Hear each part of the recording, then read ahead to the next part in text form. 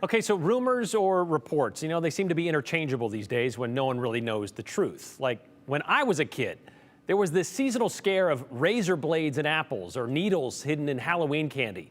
Remember that? Did that ever really happen? Well, it's kind of like the basis of the term urban legend. Yet we kept hearing about those things happening, and they keep coming up, recycled every generation or so. Have you heard of the rainbow fentanyl yet? Well, fentanyl is a very dangerous synthetic drug, and it kills a lot of people for sure. But now that people are making the pills in rainbow colors, the DEA says drug dealers are doing this to intentionally target your kids.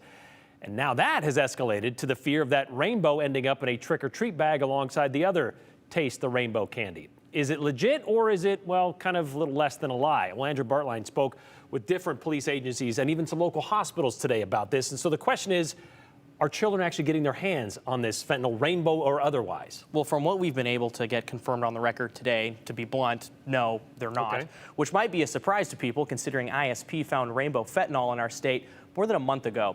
They haven't found any evidence to suggest this rainbow fentanyl is any different from the regular forms of fentanyl. It's just a different color. Now, it is a very dangerous and deadly drug, as Brian mentioned. It's very addictive, and small amounts can lead to an overdose and death. But the idea that colorful pills are a special novelty just to target your kids, there just isn't evidence for it.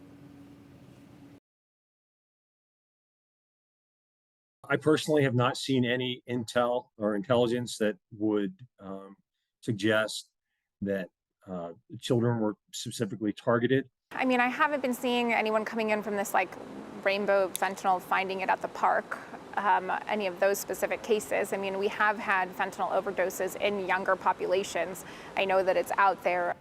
Boise police also says they haven't seen any evidence for rainbow fentanyl in schools or specifically targeting kids. So why is the drug form changing? Well, ISP doesn't know for sure. Maybe the people who make these drugs simply ran out of blue dye. But part of the reason they think could be that the people who make these drugs no longer have an incentive to make fentanyl look like a normal and real pill.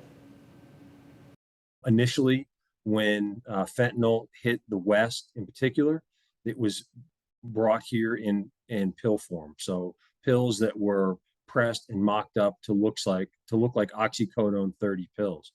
And those were some iteration of blue. Sometimes it was light blue, dark blue, etc. And they were marketed as legitimate pharmaceuticals.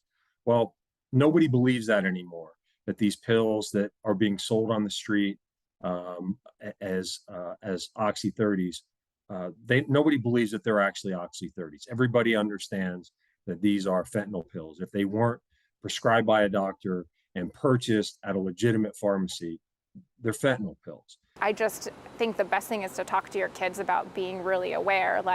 Don't pick up and eat anything off the ground if they're younger. Don't take anything from your friends and say, here, you got a headache, take some pain pills. Just making sure that your kids know where they're getting whatever it is they're going to eat or take, and just really a lot of education, because it's out there. Now, you just heard Dr. Kroll at St. Alphonsus emphasize the importance of talking to your kids about fentanyl. She says younger people are overdosing on fentanyl, and Idaho is seeing more overdose deaths as a whole compared to last year. That also follows a national trend. So it is a big deal. But from the statements you hear from some police departments across the country saying, watch out in parks, there's rainbow fentanyl. The Adams County Sheriff's Office here in Idaho kind of had a similar post on Facebook last week. Just the evidence isn't there. And maybe it's happened somewhere. Maybe somebody got a razor blade in their candy somewhere, but this idea that it's widespread and this is an intentional target toward kids, we're just not seeing that in Idaho. Yeah, just like the satanic scare in the 80s as well. And we're not trying to discourage you from checking your kids' Halloween candy, for sure. I mean, go at that. That's not what we're saying. It's just that this idea where all of a sudden it's becoming, this is for sure going to happen to you, or it is already happening to you, is one of those things we kind of want to nip in the bud. At least get some discussion about it. Well, and you think, honestly, if you're a drug dealer, our 11-year-olds going to be your best clients? You just think logically about it. Right. Does not make a lot of sense. Right. So, all right. Well, thank you for clearing at least a good chunk of that up for us. Thank you, Andrew.